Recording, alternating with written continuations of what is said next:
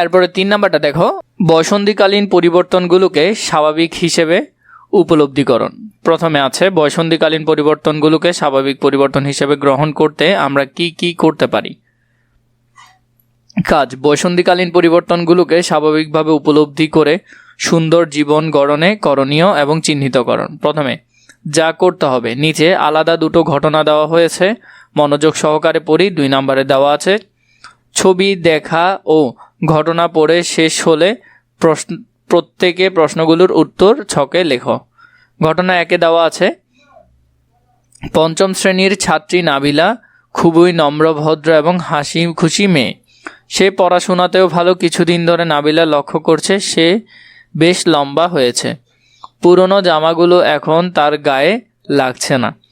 সে কিছুটা ভীত, বিব্রত এবং চিন্তিত হয়ে পড়েছে। খাওয়া দাওয়া, খেলাধুলা বা সহপাঠীদের সাথে গল্প করতে এখন আর ভালো লাগে না। শ্রেণীকক্ষে পড়াশোনায়ও মনোযোগ দিতে পারছে না। এরপর ঘটনা 2-এ, নাবিলার সহপাঠী সুমন আজকাল প্রায় স্কুলে আসছে না। শিক্ষক তার বাড়িতে খোঁজ নিলে মা বলে সে প্রতিদিন স্কুল ড্রেস পরেই বাড়ি থেকে বের হয়, কিন্তু সময় মতো বাড়ি ফিরে না।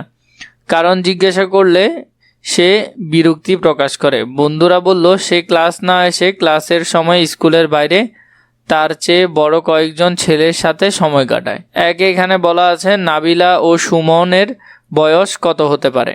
ছক অনুসারে নাবিলা ও সুমনের বয়স আনুমানিক 10-11। এরপর 2-এ, নাবিলা ও সুমন তাদের জীবনের কোন সময় অতিক্রম করছে। তারা তাদের জীবনের বয়সন্ধিকাল অতিক্রম করছে।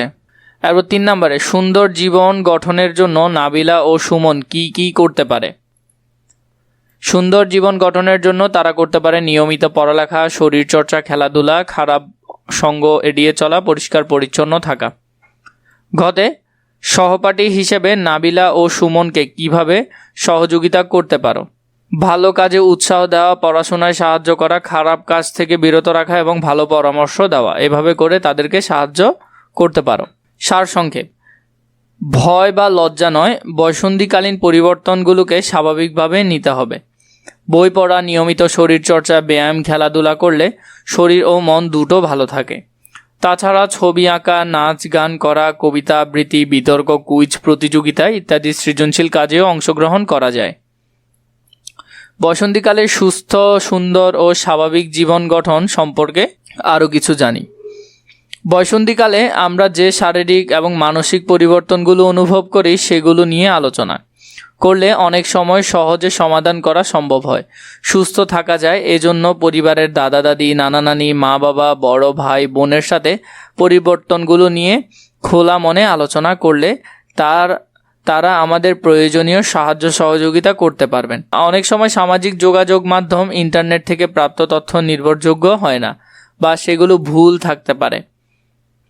এজন্য প্রয়োজনে মা বাবা, বড় ভাই বোন বা পরিবারের বিশ্বস্ত কোনো সদস্যের সহায়তা নিকটস্থ কোনো স্বাস্থ্যকেন্দ্রে গিয়ে বা স্বাস্থ্যকর্মীর সাথে কথা বলে পরামর্শ নেওয়া যেতে পারে। শিক্ষকের সঙ্গে আলোচনা করা যায়। কাজ, শারীরিক এবং মানসিক স্বাস্থ্যের যত্ন নেওয়া, চেকলিস্ট পূরণ। 1 নম্বর, সপ্তাহের 7 দিন স্বাস্থ্যসম্মত জীবনযাপন এবং শরীরের যত্নে আমি কি কি করেছি তার উপর একটি তালিকা পূরণ করি। আমি যে কাজগুলো প্রতিদিন করেছি সেই ঘরে টিক চিহ্ন দেই, উদাহরণ হিসেবে একটি করে দেওয়া হয়েছে। 2, 7 দিন পর চেকলিস্ট পর্যবেক্ষণ করে আমি স্বাস্থ্যসম্মত জীবনযাপন করছি কিনা তা বিশ্লেষণ করি। চেকলিস্ট। তারিখ, এখানে তারিখ একটা দেওয়া আছে।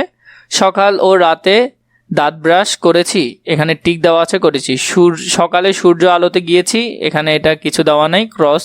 শরীরচর্চা, ব্যায়াম, খেলাধুলা এগুলোও করেনি, এটা ক্রস। বাথরুম ব্যবহারের পর সাবান ও ছাই দিয়ে হাত ধুয়েছে, এটা দিয়েছে। নিজের বিছানা ও পড়ার টেবিল গুছিয়েছি, এটা গুছাইনি। চুল নখ পরিষ্কার করেছি, এটা করেছি ধরলাম। এবং মা বাবাকে বাড়ির কাজে সাহায্য করেছি, হ্যাঁ করেছি। বাইরের তৈরি খাবার, জাঙ্ক ফুড খেয়েছি, হ্যাঁ এটাও খেয়েছি। গোসল করেছি। মাছ, মাংস, ডিম এবং শাকসবজি খেয়েছি, না এটা খাইনি।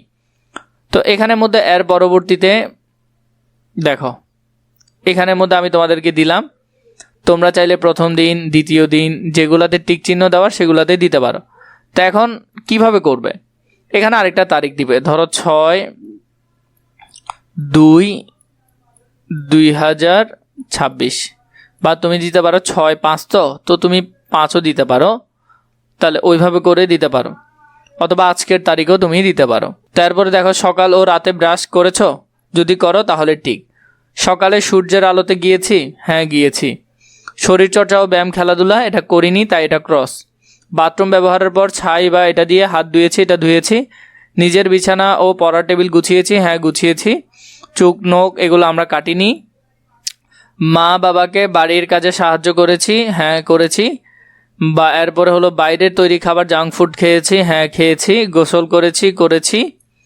মাছ মাংস এগুলো খেয়েছি। তো এইভাবে করে তারিখ দিয়ে দিয়ে তোমরা কোনটা করেছো কোনটা করনি এটা সুন্দর করে পূরণ করবে।